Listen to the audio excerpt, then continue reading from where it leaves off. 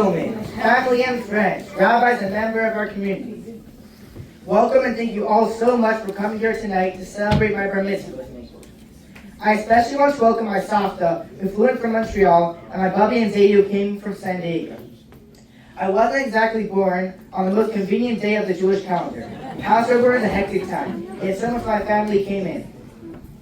I also want to welcome my Uncle Yaakov, Auntie Tanya and Uncle Isha from Brooklyn, and my Aunt Connie from Pomona, New York. My Aunt Sasha and Uncle Yanisa from North Hollywood, Uncle Shmuley from Los Angeles, and Auntie Anit and Uncle Avi from San Diego, and Auntie Tamu from Sacramento. And my cousins who are here, Leah, Miles, Joey, Hadassah, Ephraim, and Eitan, Esther, Yehudis, Yaakov, Ronen, and Spiro.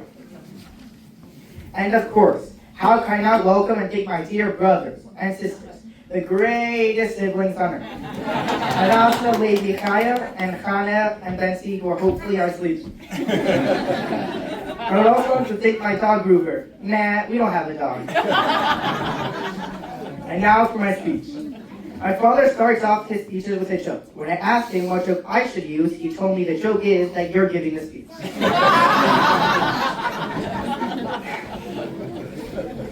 As most of you probably know, a Jewish boy becomes an adult at the age of 13.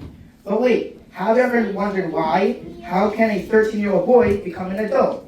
18 in California, just be able to go to Home Depot and buy a can of spray paint. I can't for Kabbalah events. I won't be able to vote in the 2024 presidential election.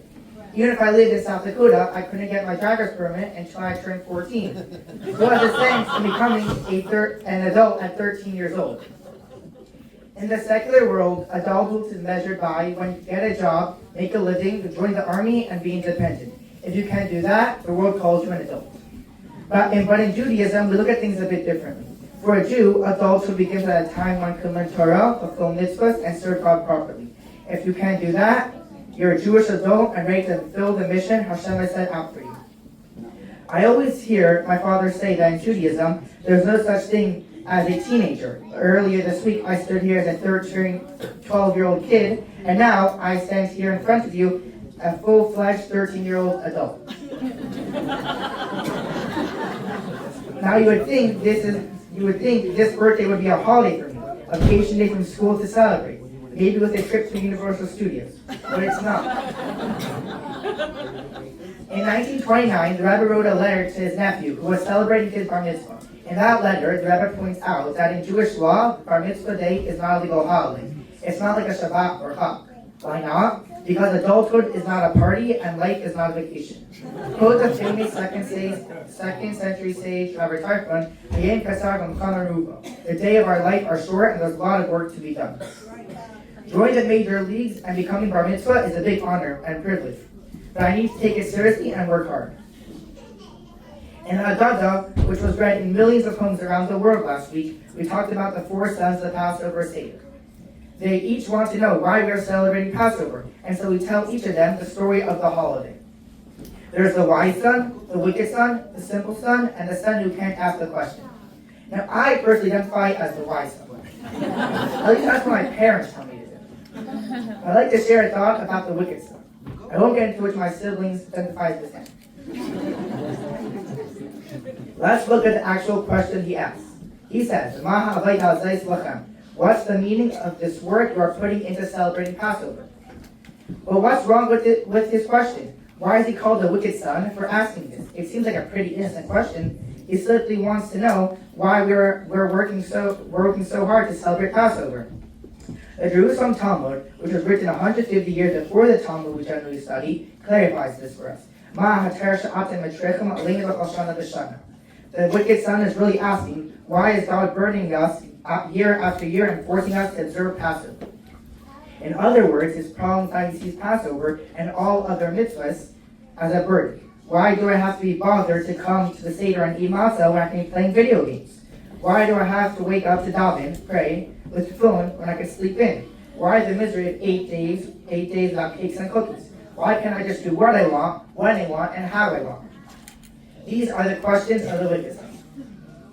Today, as I become Bar Mitzvah, I am accepted to fulfill the 613 mitzvahs. Yes, it's a day to work. It's not a party or vacation. I actually cannot do what I want, when I want, and how I want. Our responsibility to God, my family, and to all Jewish history is real.